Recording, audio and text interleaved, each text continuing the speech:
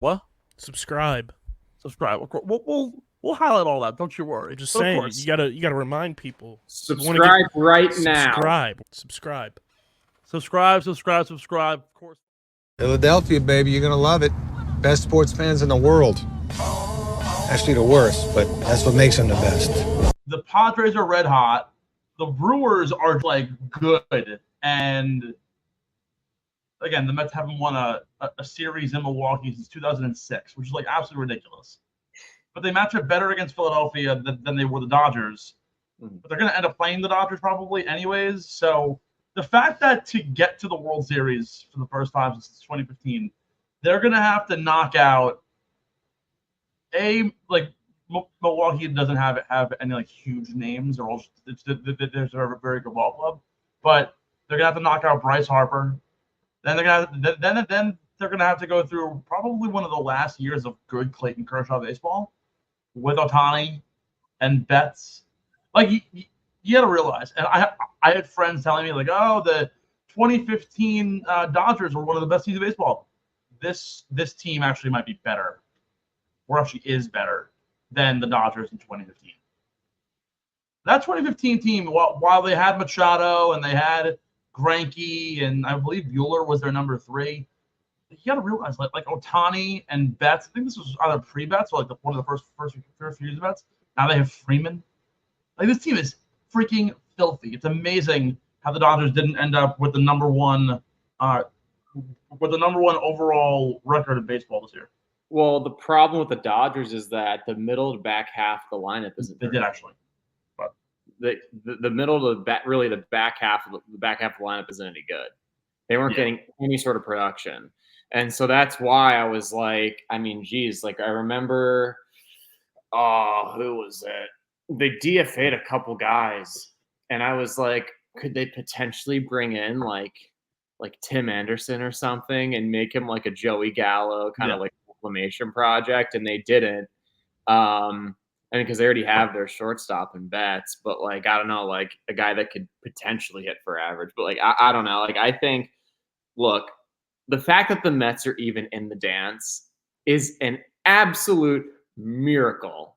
It's an absolute fucking miracle. It really is. And people don't understand the Mets have played actually very good baseball the second half of the year. And it got very rocky at times, which it always does with them. And I think people need to understand, like, and I said this to you over text today, the Braves fans were sitting there and they're like, yeah, we're going to win one of these games because they're the Braves. It's a winning organization for the past 7 years.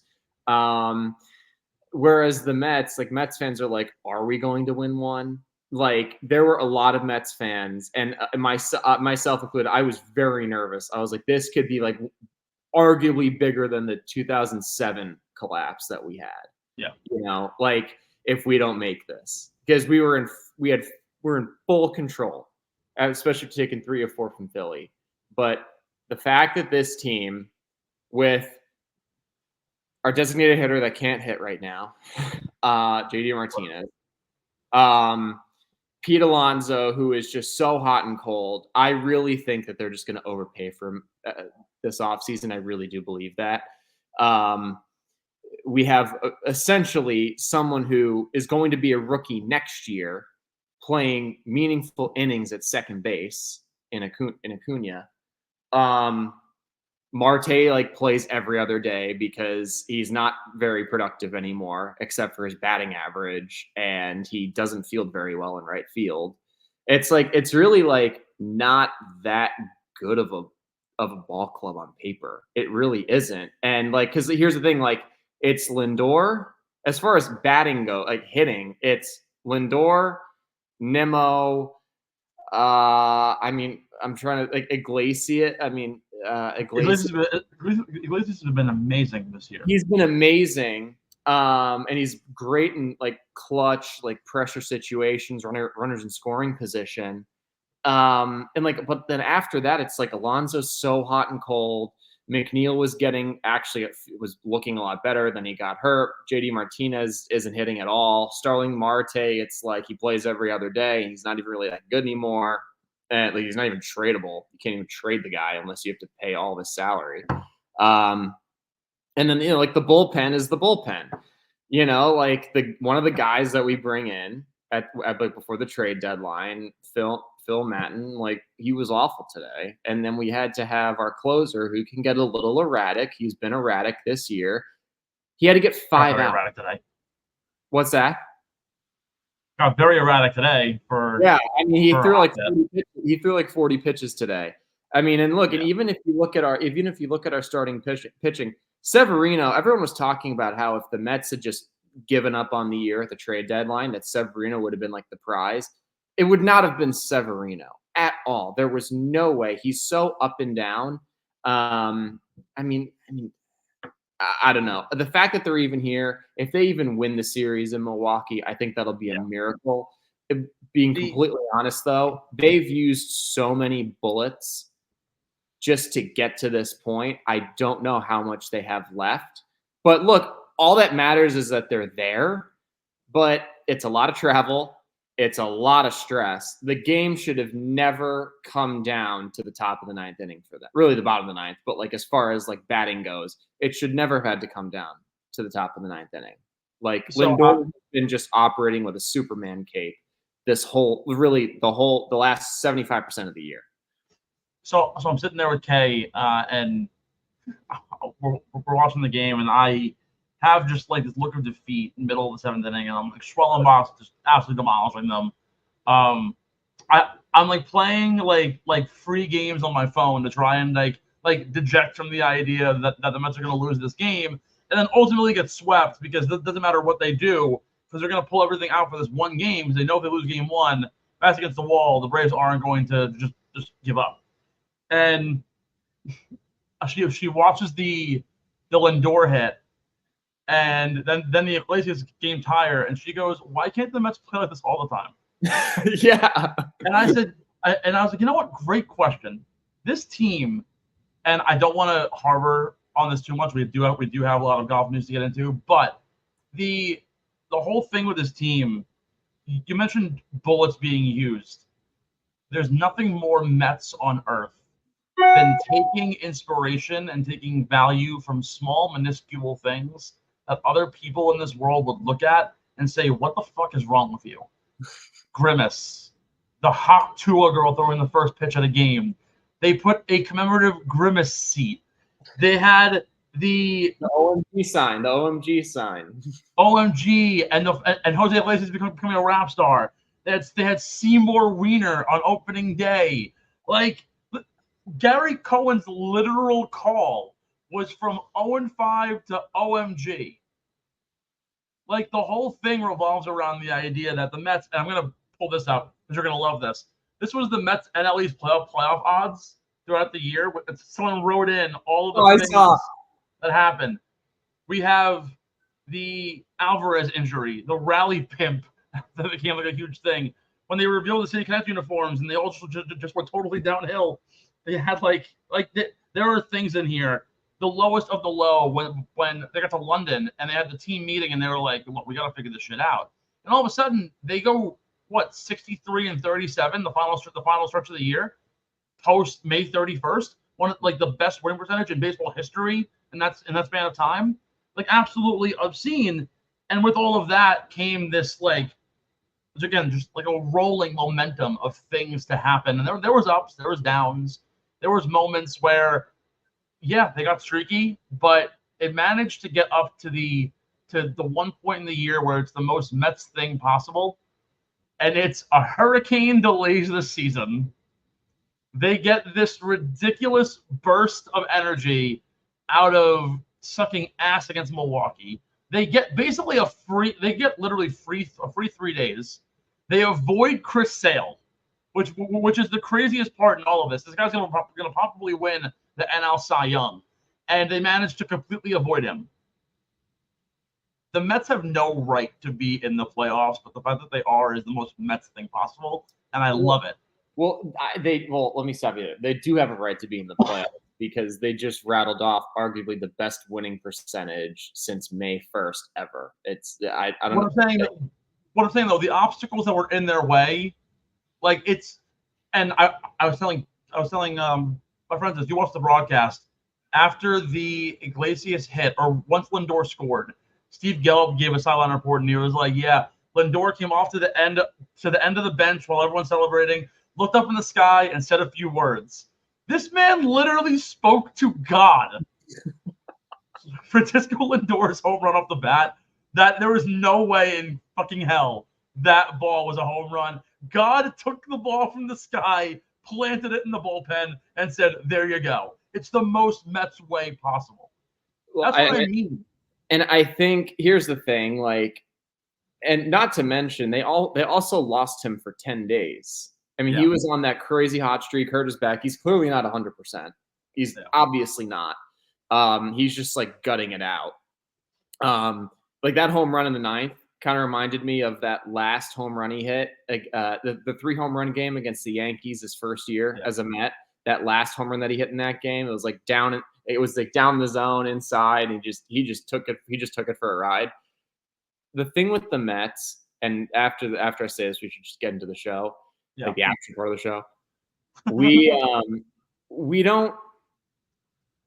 People don't really understand what it's like to be a Mets fan, because every single year, like for most people, I think you're a little different because you're very pessimistic, which is understandable. Like I don't blame you, but Mets fans every single year for the most part are like, this is the year.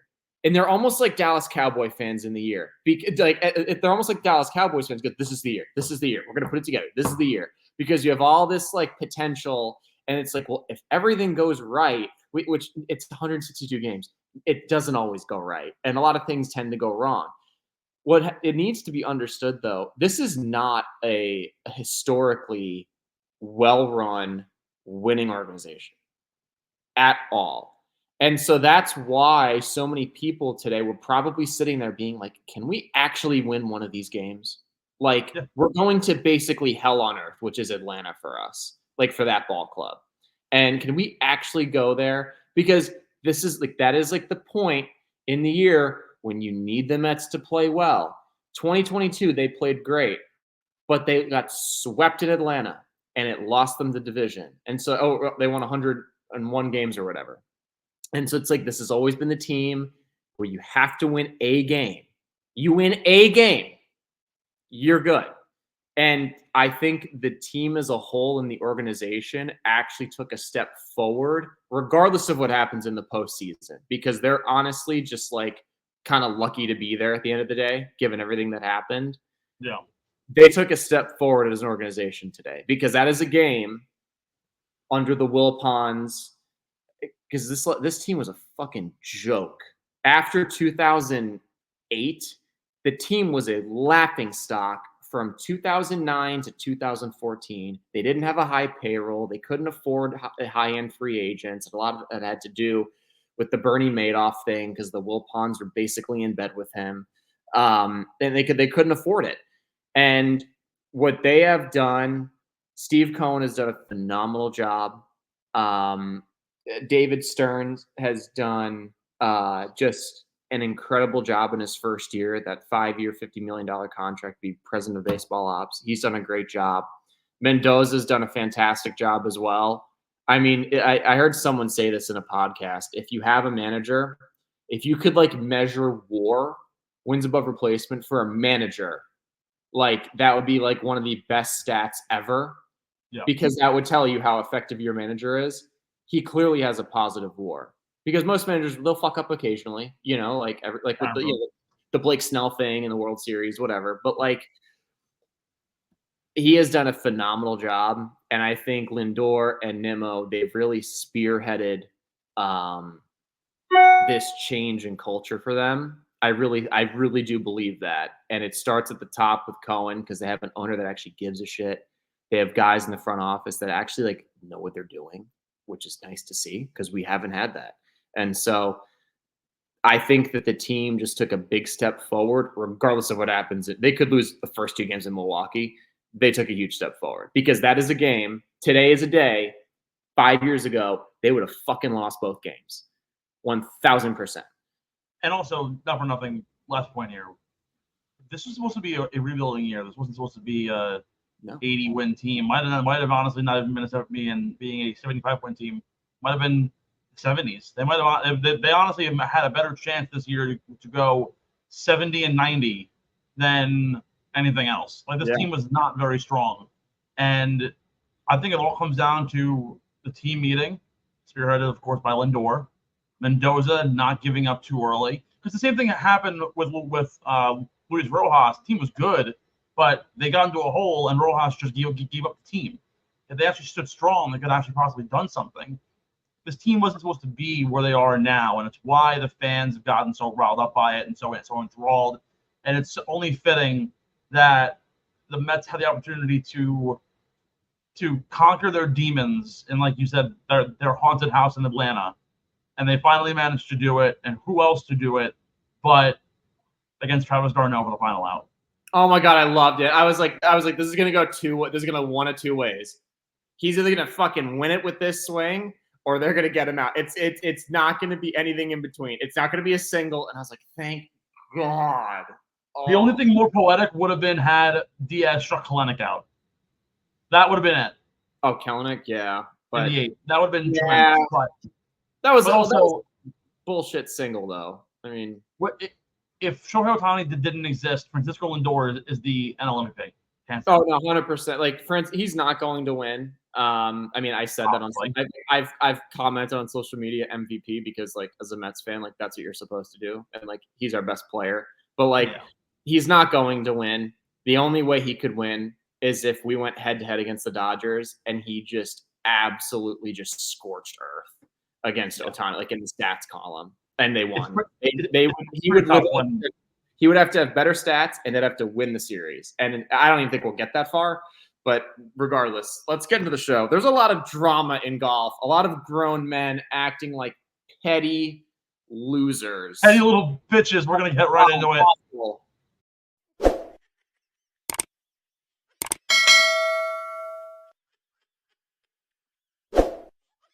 The Mets go to the playoffs. The Americans win the President's Cup. And, of course, what else is new? Drama across the international landscape of golf. Welcome in again the hole with Steve-O and KB, geez, with Ben here from the Underground, part of Underground Sports Philadelphia's podcast network on Spotify, Apple Podcasts, YouTube, or wherever you can get a hold of these two rowdy and rebellious Mets fans, bringing you all the news, analysis, and betting tips from across the golfing world, including news straight from the President's Cup this year, the PGA, LPGA, Corn Ferry, and LIVGolf tours, proudly presented by some of the best sponsors in the biz, including our boys over at Tomahawk Shades.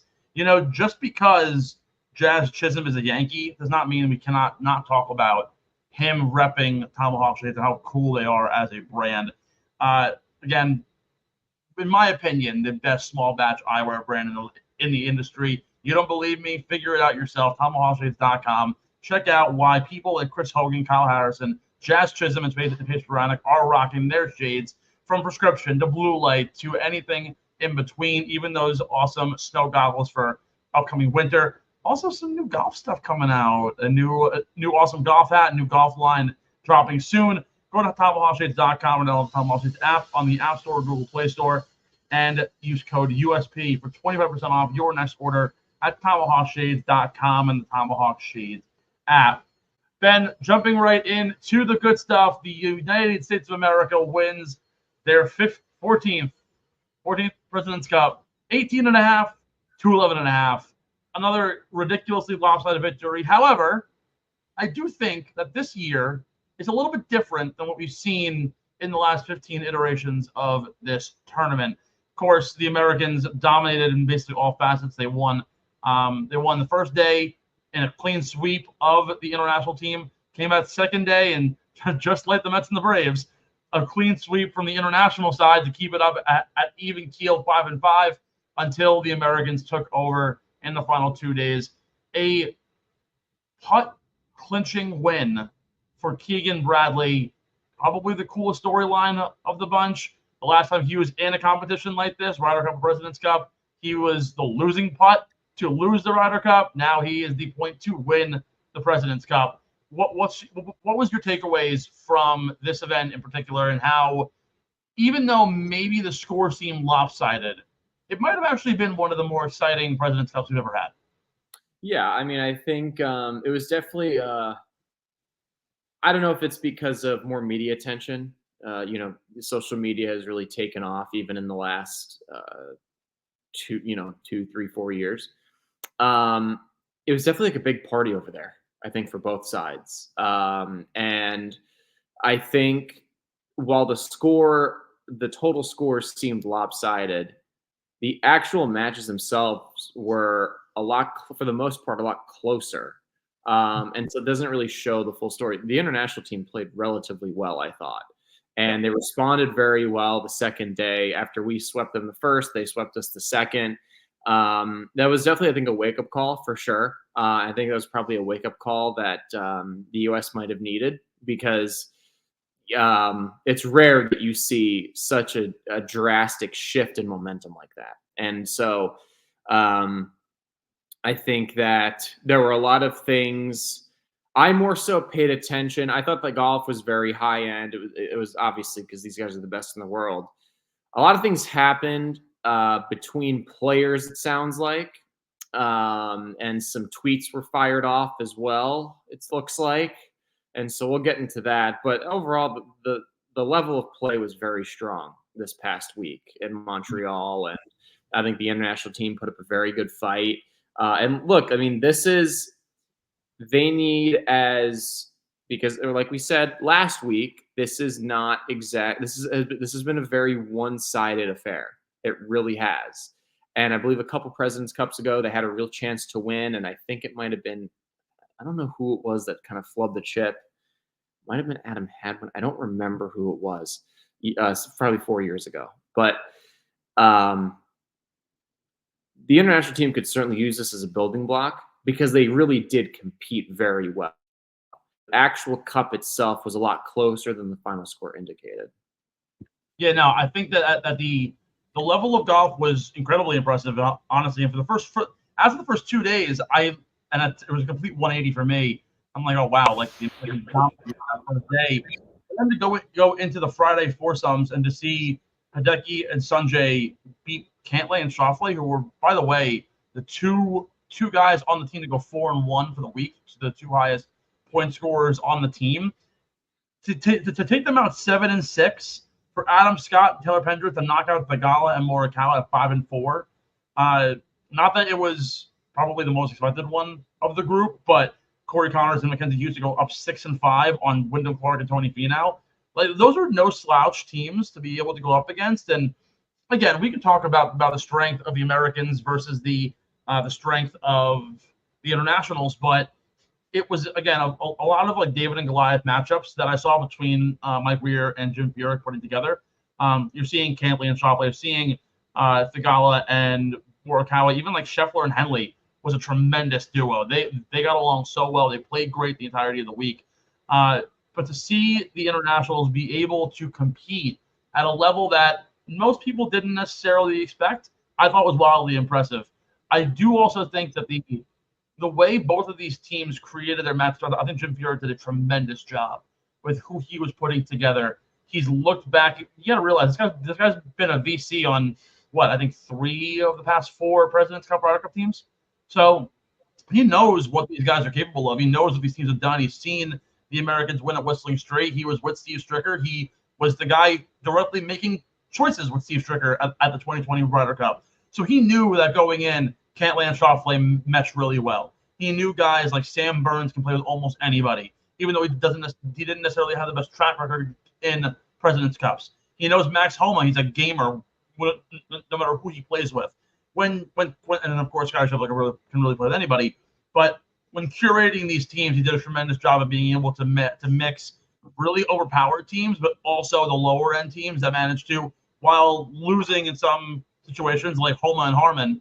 Homa and Harmon didn't play tremendously well throughout the entirety of the week, and only lost to Christian Bezuidenhout and Jason Day, who were 2 of the top 5 players going into this international team anyways, only lost by 1 stroke. So when you look at it from that lens, the curation of this roster was so well done. I also do think, though, that there was talking about this drama that were mentioned. The reason why I think this President's Cup was a lot better than what we've usually seen is the 2022 Ryder Cup, President's Cup, was all about the idea that, oh, like live players aren't there, so are the internationals going to even be able to sniff the Americans? And it kind of dejected all of the other media attention or all the other good things that came from the event. And everyone's like, oh, it's Quail Hollow. They play there every single year. It's boring, whatever. Cool. And then on top of that, of course, as we mentioned last week, the Americans' track record in these events. This year, though, the media attention was really big. I thought the heart that both teams showed was really big. I remember on that first day, it was the Scheffler, Henley, and I believe it was either Matsuyama and Tom Kim, I think it was. Who was it? Yeah, it was Im and Kim. And the like 30-footer that Tom Kim nailed, he's like, yo, what's that? Like getting in Scheffler's face. Now these are the two close friends. The very next putt, Scheffler's getting up in his face. There's guys walking off the green while other guys are finishing out. There was allegedly a cursing thing that Tom Kim called the Americans unsportsmanlike. I know you have a lot of opinions on all this, so I want to get your take. But I think all of this drama managed to escalate. I feel like in years past, it was too much of a nice guy show at the President's Cup. Whereas the reason why we love the Ryder Cup is that the English are not afraid of getting in your face with the Americans. Finally, the international team, I think, kind of showed their grit this week, which I think makes a lot of us hopeful that in the future we're going to get a lot more really good events. I mean, look, I think it was good to see the emotion. I'm not really sure how much grit is involved when you have a player on the international team calling out no one specifically from the U.S. I mean, if you're going to say something like that, you might as well just do a name drop. I thought that was a little bit ridiculous, and I love Tom Kim. I think everyone who listens to this, I love Tom Kim. Tom's great. He's a great player. I think he has a bright future on tour. I mean, at that point, because that's a pretty damning thing to say, for sure. And look, we can get into golf is supposed to be a gentleman's game. It's not. Golf has never been a gentleman's game. There's always been chippiness and chirping and everything. I've dealt with it. I know players who have dealt with it. I mean, I've heard of some pretty egregious things happen, specifically at the first stage of QSchool and Champions Gate last year. I mean, pretty egregious things I heard. So I just, I think if that's something you're going to open up, you're opening up a can of worms at that point. If you want to get in someone's face, you better be prepared as to what comes back at you. And look, I genuinely do not think anyone from the U.S. team was cursing at Tom Kim. I thought that was just a ridiculous statement. Unless someone can prove me wrong and find video or video evidence of that happening, I clearly just don't think that happened. And then Ben On's tweet, I think he was referring to Wyndham Clark. I don't know if you saw that. Yeah. And it's just we get it. You and I are Wyndham Clark doesn't really deserve to be there.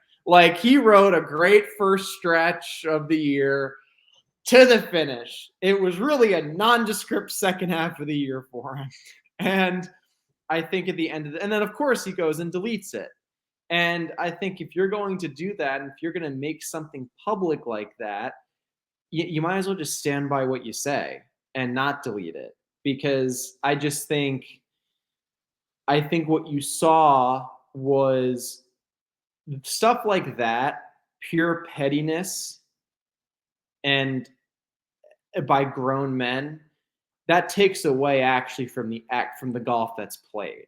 Yeah. And there's nothing wrong with showing emotion when you play. There's nothing wrong with that. But if you're going to get in my face, I'm going to get in yours, and you know me, I'm going to be twice as loud. Yeah. Because me personally, it's just never going to happen again on your end. That's just how most people are. You'll be twice as loud. Yeah, and definitely. I just think at the end of the day, I thought the international team honestly showed a lack of maturity. And even the night celebration, I think it was Siwoo Kim that did that. Yep. You fucking lost. You lost. Like, so it makes you look like an idiot. Like, so it's just certain things like that. I think, look, you want to celebrate, like, that's fine. But I mean, geez, it's just, look, I'll say this, and as somebody who grew up, who went to college rooting for a college hockey team, which most people don't necessarily have the opportunity to do that. In watching college hockey, I realized there's a huge dichotomy between the really good teams and the really bad teams. And so, as a little bit of context and backdrop, I went to Quinnipiac, one of the top 5 schools in the nation, constantly a really strong hockey team. In their conference, they used to play schools like Brown and Colgate and St. Lawrence and like D3 schools or the Ivy Leagues who like were not really good at any sports. Like the only really good teams within that conference were like Cornell and Harvard and the really big Ivy League schools. But like Brown, for example, was always really bad. And Brown used to try, instead of being good at hockey and scoring, they used to try and overpower you with their aggressiveness and try and beat you in different ways. And I feel like the international team tried to kind of push the envelope when it came to getting or trying to get a little more aggressive with the way they played, not necessarily on the course, but off the course, and trying to throw the Americans off to try and get in their heads and try and do something. Tom Kim saying the cursing stuff, Ben On saying whatever, Siwoo Kim and his taunts. I get it, they lost, but it's still like, even when you win, sometimes someone does something and it still kind of like lives rent free in your head, right? Like someone will do something to taunt you and it might still affect you days after. You might have won, but you're still like, wow, like that fucking douche, he did this. So I think they were trying to go that route. I also really find it funny, Ben On, after tweeting out what he had said about somebody not doing shit, which was in reference to Wyndham Clark. He puts out a new tweet. I'm deleting my tweet. My apologies. I want to be a better person than that. Someone comments, or at least a better golfer than that. Can't really say player hasn't done shit when you literally never won a PGA Tour event. He quotes it and goes, and this is a random guy. He goes, Ben On goes, I'd like to be a better person than better golfer. I bet your mom thinks the same way. Perfect tweet. A-list tweet. But again, I think that the international side tried to get a little bit more rowdy about it. And there's a line that you got to draw in the sand, and I hope in terms of like the Scheffler Kim thing didn't get out of hand at all. But as two guys who are friends, once you get on the golf course, that guy is your enemy, and you're trying to beat them constantly.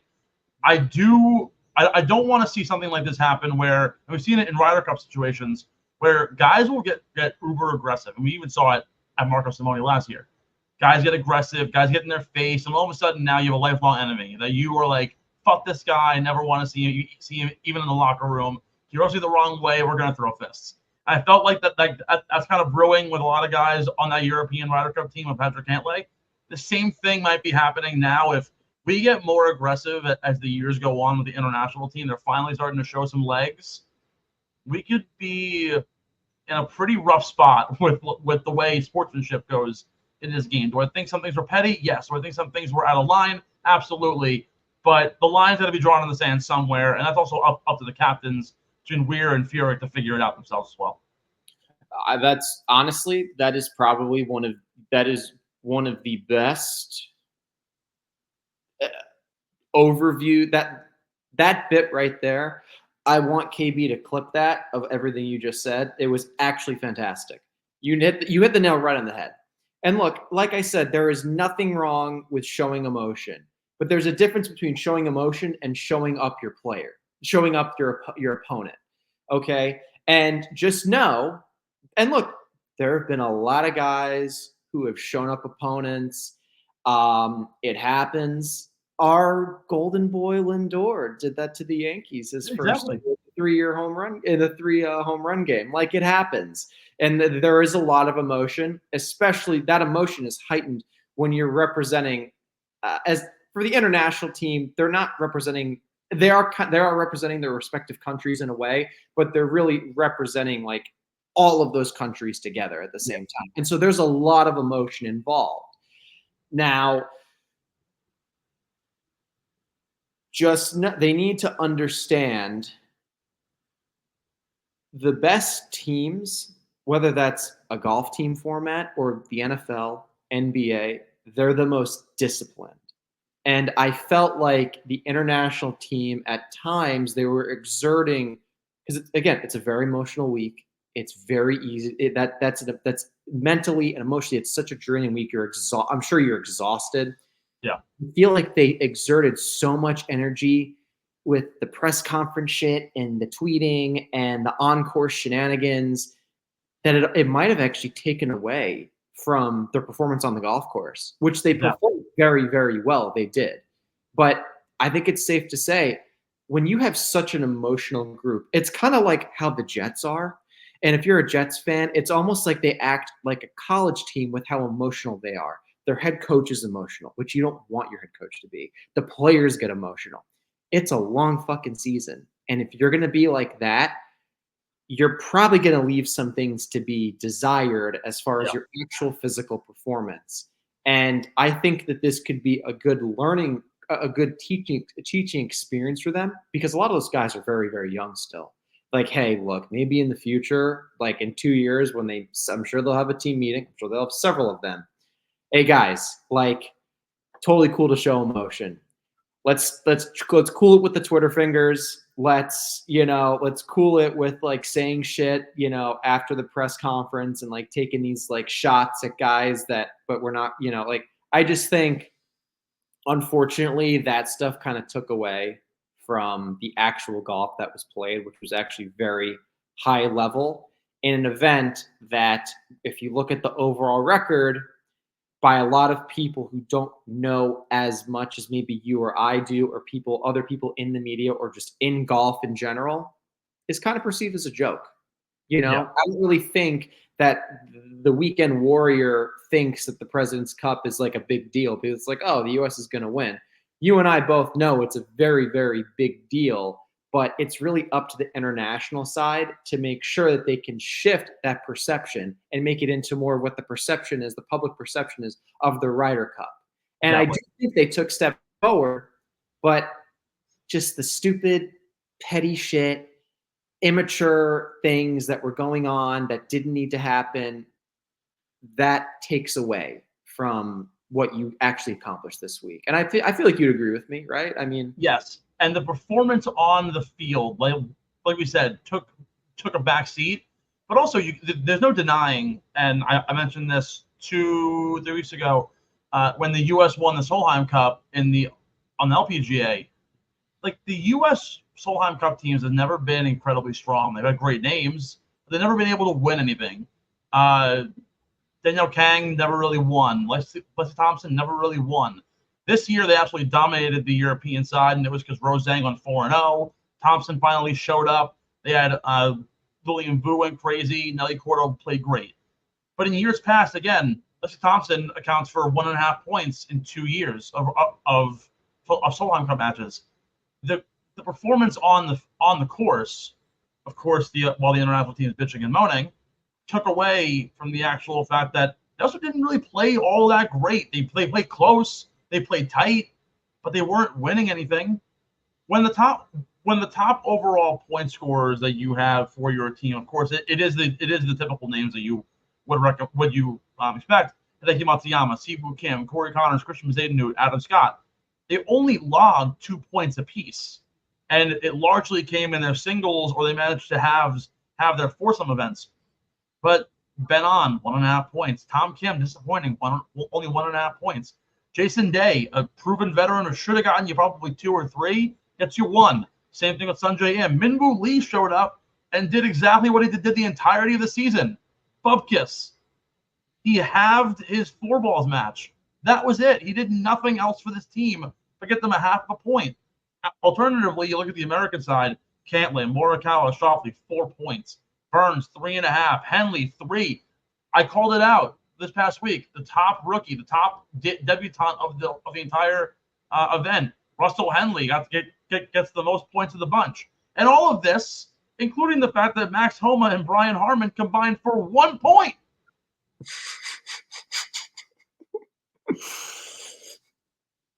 Wyndham Clark had 1.5 points. Sai Tagawa was a top 10 golfer in the world. Didn't even do that well. He had 1.5 points. I thought he would do a lot better. I really, really did. I was really more. Yeah. The fact that the U.S. didn't get a point total in the 20s is crazy. Literally, they get to 20. You give Keegan Bradley a half a point. You give Tony Finau a half a point. You give Tagawa 1 full point. That's 21 points. They should have absolutely mopped the floor. And also, this is my opportunity now to call it out. Stop picking Brian Harman for teams.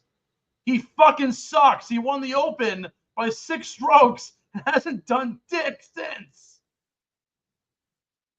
Justin Thomas, Akshay Bhatia, get on the team next year or 2 years. I'm tired of this. Let Brian Harman go and hunt. It's hunting season. It's October. I'm sorry. It was the worst decision that Jim Furyk's team could have made. Anyhow, but like I said, at the end of the day, the international side got beaten both on the course and off the course by their antics, and it screwed them over. I'm hoping next year they do better, but thankfully their antics did actually cause us a pretty good storyline and a pretty good and compelling President's Cup. Yeah. I just want to add in one thing. There's a saying, and I'm probably going to, I don't know verbatim, don't really know what the saying is, but I'm sure you've heard it. The smartest guy in the room is the room is the one that generally talks the least. And the one who talks the most and the one who's most boisterous is usually the dumbest one in the room. And so I felt like I'm not saying that the international team sounded dumb, but they were pointing out all of these supposed like immature things that the US team was doing, when in reality, they were the ones that were being immature. That's the first thing. Second, and because it's a shorter show, I think this is a good story time, because I think this just shows I've always been big on self-belief, self-efficacy. You know that. You've known me long enough. I think anybody listening to the show, I really believe that if you have confidence in yourself, it's okay to say that you're confident. It's okay to say that these are the things I want to achieve. These are the things I believe I can achieve. I don't think that that's arrogance at all. I just think that that's self-confidence. I think that that's, manifestation, speaking things into existence, etc. Exactly. But I fully believe you should always let your sticks do the talking, and you always let your play do the talking, so to speak. And I find that, I remember when I was in college at Presbyterian my freshman year, my teammates weren't really happy with me because essentially I started seeing this girl who used to see a teammate of mine. Always with a girl. It's always a girl, man. And so they were really, one of my teammates, that particular teammate was very upset with me. And his roommate was also very upset with me. They didn't like me at all anyway. So at that point, like, what difference did it really make? The very next day, they found out from one of my suite mates that she and I were hanging out in my room, and they basically played 9 holes. This was right before conference play, by the way. This is right before a conference championship. I think this was the practice before. For the entire 9 holes, they did nothing but shit talk me for the entire 9. And you know how badly I wanted to say something, like really, you know me, like I definitely wanted to open up my mouth. Yeah. I kicked their ass across the golf course for the entirety of the 9 holes. And I didn't say one fucking word at all. And I just think that goes to show they're sitting there and they're exerting all their energy on me. Like I'm literally over a ball and they're just like talking shit the whole time. Every single shot, it felt like. And I just think that drives home, you let your sticks do the talking. You let your play do the talking. And it's okay to show emotion because it's a very emotional week in when it comes to the President's Cup or the Ryder Cup. But at the end of the day, when you focus on your competitor, that is taking away from your golf or in any other sport, and that's really what it comes down to. I think if they're smart, which I think they are, I think that they will use this as a teaching moment.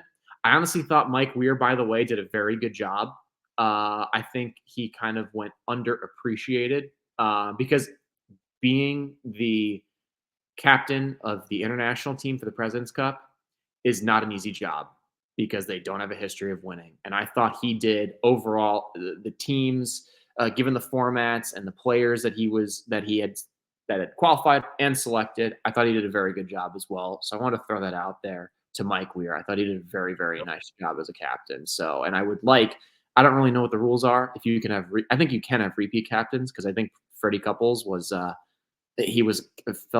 like he was a captain like almost every single year for a long time.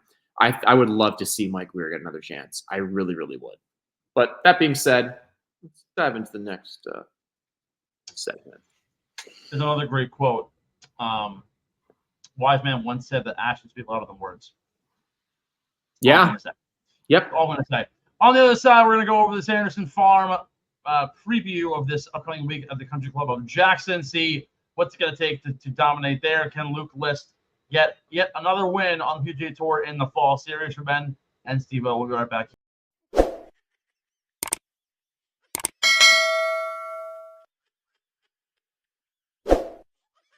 Get in the Hole is brought to you by PHI Apparel Company, our incredible merch partners. PHI Apparel Co. provides unique designs and high-quality clothing from t-shirts to hoodies for every golfer around. With their original designs for all, there's no doubt you'll stand out on the course, the driving range, or at the 19th hole. Go to phiapparel.co and use code UNDERGROUND at checkout for 10% off any order. That's code UNDERGROUND at phiapparel.co and grab exclusive Get in the Hole podcast merch and support your favorite golfers.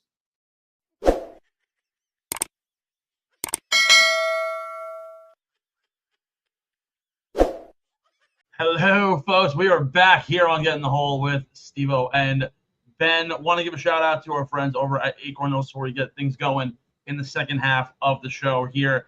While the international team wasn't able to win the President's Cup, what they can do in their time golfing and waiting out the fall is they can enjoy the awesome fall weather, some beautiful sunlight as we still have it until the winter time, and of course they can get in on some Acorn Hills apparel.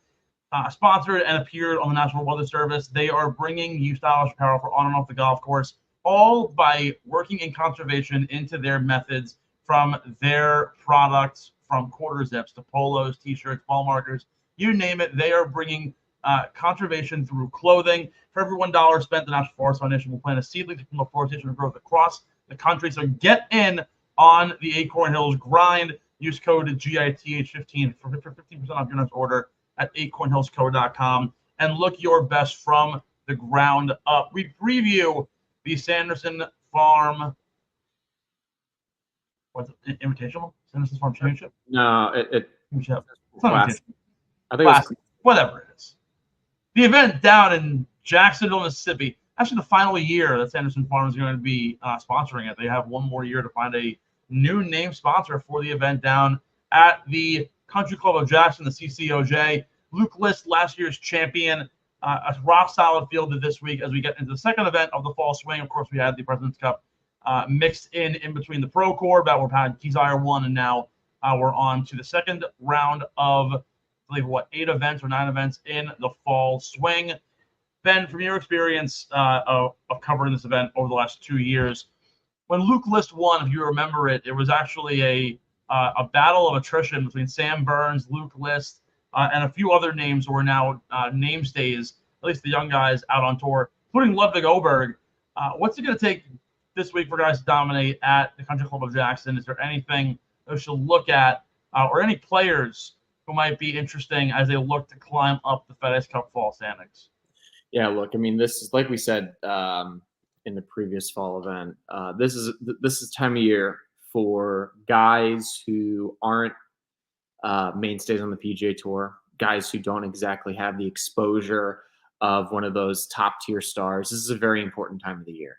And so I think that being said, there are a lot of very high end players playing, like a Keith Mitchell, Mackenzie Hughes, Ben Griffin's playing. Those guys, they're very high in the odds boards. there is a lot of high-end talent. Nick Dunlap's playing, Patrick Rogers.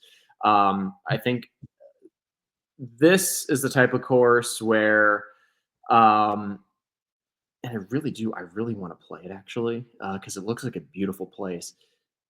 Strokes gained putting is going to be pretty key this week. And this, like most of these fall events, the scores will be relatively low. And so you're going to have to be really good with your scoring clubs. In order to score well, number one, you got to drive it in the fairway.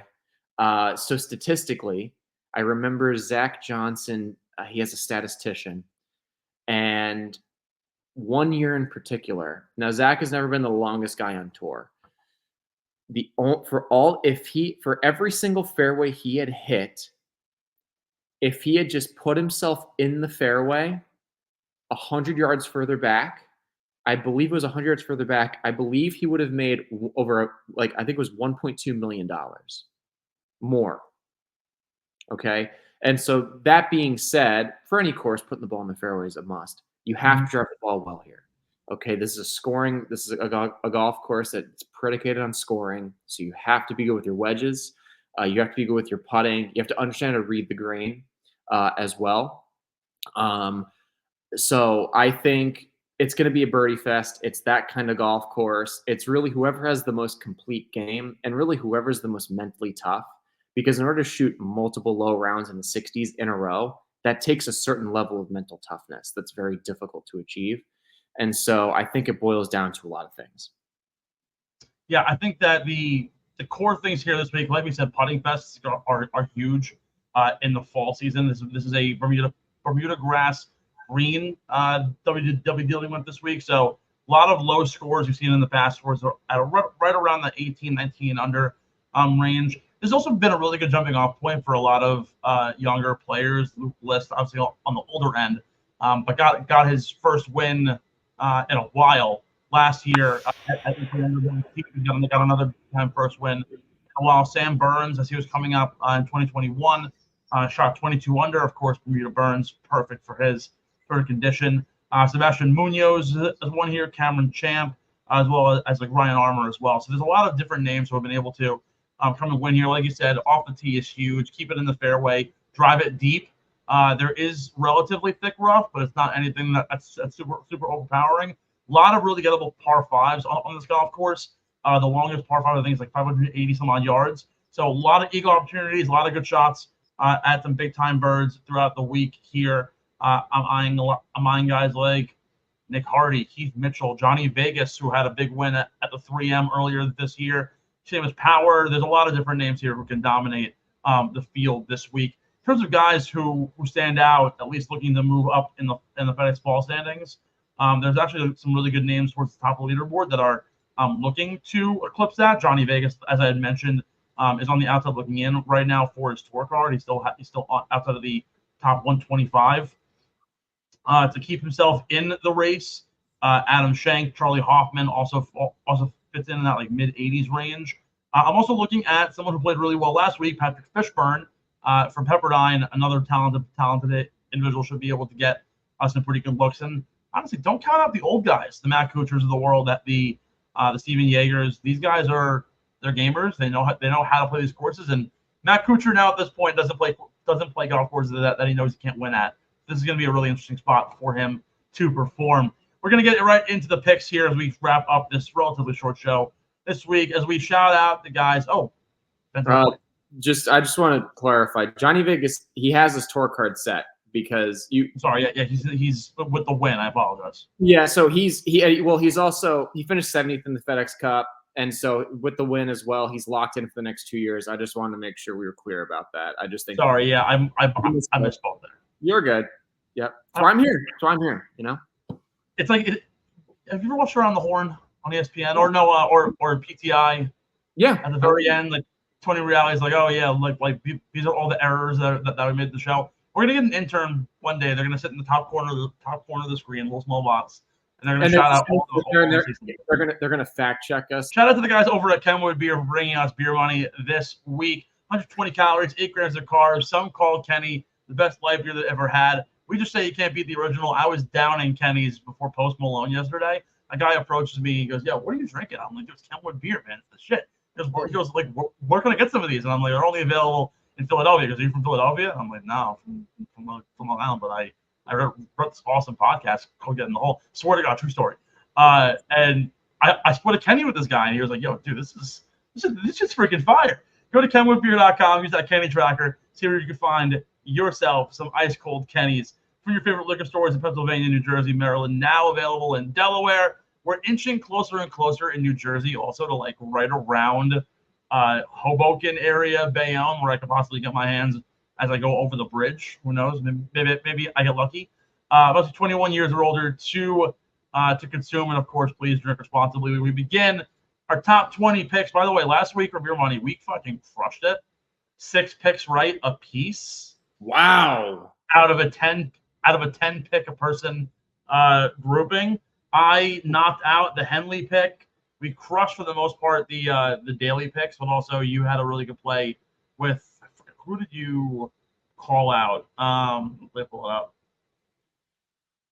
You called out you called out Keegan Bradley as the top captain's pick. I also chose Siwoo Kim, both lost 2 points. And then you had Adam Scott for the top international scorer. He tied with 2, so a really good play there for you. The previous week? We each went 1-1. So we're 7-7 now on the new year. Sorry, we went 5-5, so we're 6-6 right now. 6-6. That's pretty good. We're off to a good start. Not bad at all. That's not bad. I'll let you lead off here with the top 20 for the Sanderson Farm. What do you got? Okay, look. So I think this guy, he is able to keep his tour card, which is fantastic. First time able to do it. I've talked about him before on the show. We're on a first name basis. This gentleman and I. We're gonna go with Ben Cole's top 20. I think this is the perfect opportunity for him to really get this, get a leg up on the new year, the new calendar year.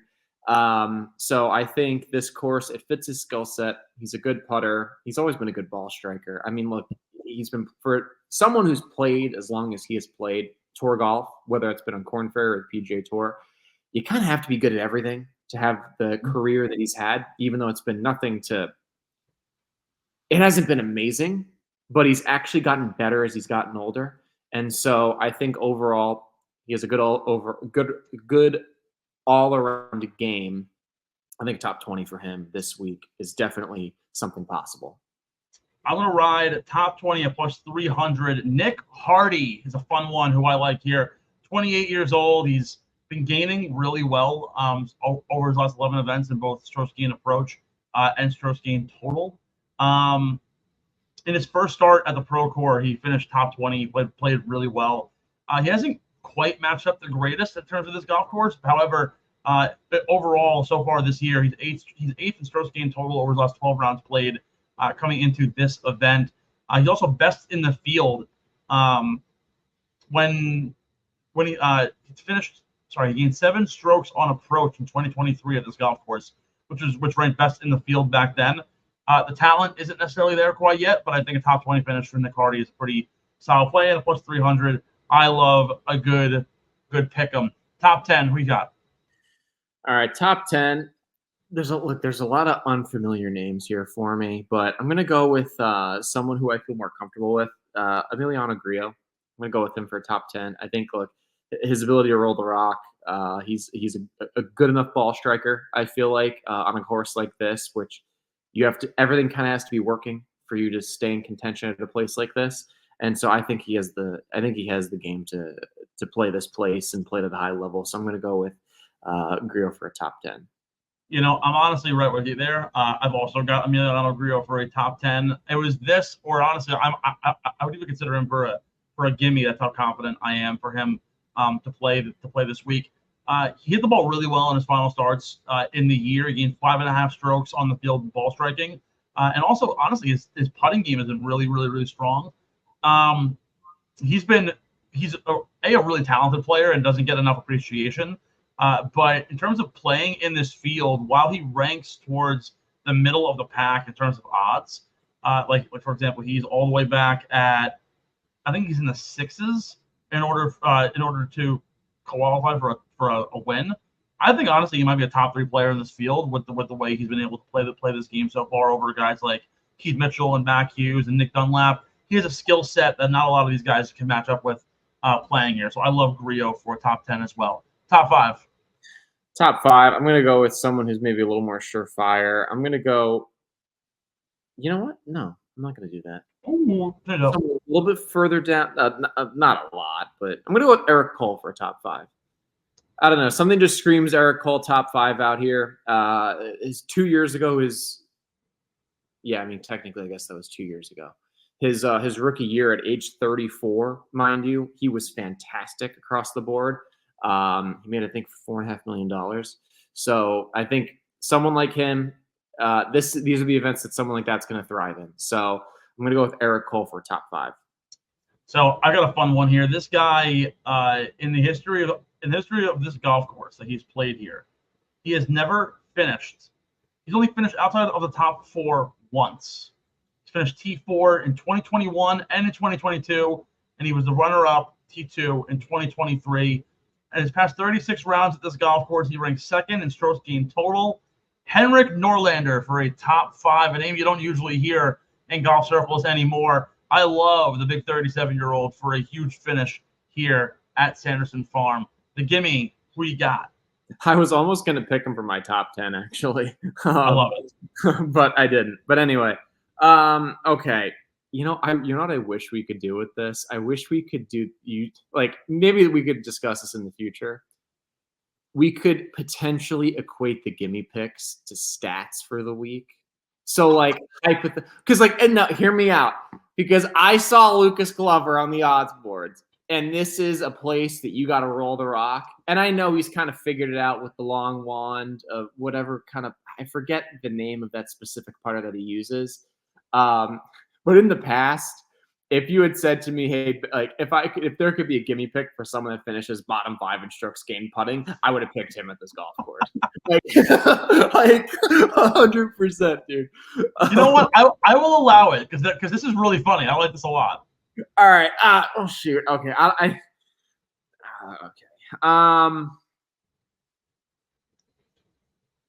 Okay. If only you could bet on it, though. I wish.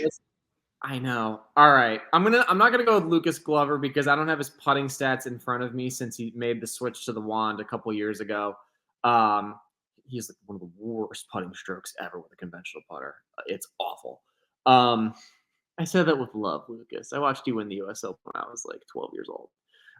Regardless, though, I'm gonna go with Zach Johnson to be top 20 in fairways hit percentage this week. I'm gonna need you to write that down in the notes, so I got it. All right, so I want to look up a little stat here for the fall set. This is crazy. You know who? This has to be a fall swing only number. Because there's no way that Aaron Baddeley leads the PGA Tour in strokes gained putting. Yes, he does. Yes. Really? Oh, he is a remarkable putter. He is one of the best. He is one of the best putters I've ever seen. Holy shit!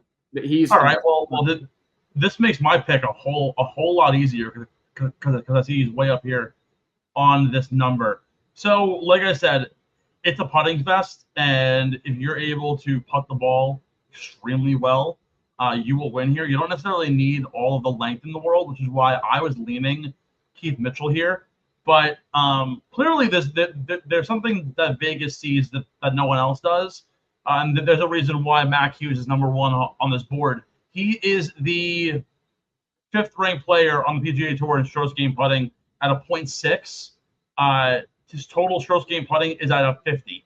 He has been tremendous this year on the putting greens.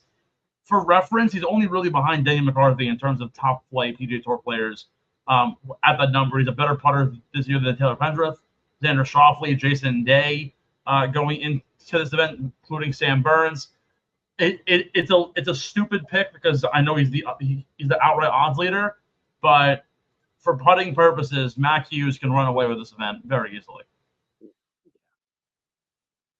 So what? So you're saying he's going? So what's your actual bet? Is it? I'm sorry. It's the gimme pick. So are you talking about like he's going to lead the field in shark skin putting? Like, what are you saying? I have made a tremendous faux pas. I want to hold up. Charlie Hoffman, top 20. Your winner. I have made a tremendous faux pas. So you just gave. So that's who you're picking to the win. The cat's out of the bag, guys. Matt Hughes is winning this week. I mean, yeah, I was going to go with Matt Hughes anyway, but all right. God damn it. Oh, God. I had a faux pas. Charlie Hoffman, top 20. Matt Hughes to win. And apparently you're taking them too. Well, I mean, yeah. I mean, it's not my fault you messed up, but whatever. How could you not pick Mackenzie Hughes to win? I wanted Keith Mitchell because of the visor. That man is handsome, and he can rock a visor. He has one of the most legendary club slams of all time. Oh my God! With the horn buzzing. That was the Players, right? Yeah, on number 5, which is such a hard hole. Like people don't realize it's actually a lot easier than you think to hit in the water there. I know because I've done it. It's just the overall, just like the emotions that you see in 13 seconds of that clip is just from absolutely pissed off to just complete just dejection. I'm not sure if you've seen it, but Keith Mitchell's latest and greatest tale has been he's been the cover model for like Golf or GQ for like the last year and a half. That's awesome. And GQ was like post like vision boards of just Keith Mitchell's outfits. And I'm like, this man's stylish. He rocks the visor and does a pretty damn good job at it. And honestly, he's a really good golfer, but there's no way you can't take Matt Hughes with the putting stroke that he's been able to achieve so far this year. And so who was your top 20? Was it Charlie Hoffman? With that being said, Charlie Hoffman was your top 20? My top 20, Charlie Hoffman was the gimme for a top 20, yes. The actual the top 20 pick was Nick Hardy, though. All right. With that being said, my whole screen just went dark. We're having connectivity issues, apparently. With that being said, we're gonna run this show into the ground. I'm Steve McAvoy. That's Ben Pirro. Be sure to like, follow, subscribe on all of our social medias at Getting the Whole Pod, and of course on YouTube at Underground Sports PHI. Be sure to leave a comment on our videos and our shows on Spotify and Apple Podcasts and YouTube. Really helps with the engagement. Leave us a 5-star review. Tell us what you want to see in future shows, and of course answer our weekly poll that we always put out this week. Once again, for Ben Pirro, I'm Steve McAvoy. We'll see you next week. Let's go Mets. We're on to the playoffs. We'll see if hopefully they can actually win a playoff series, and we'll be cheering all the way to Philadelphia. In which case, I'm excited to be on the Underground Sports Philadelphia main show with KB to break down the Mets.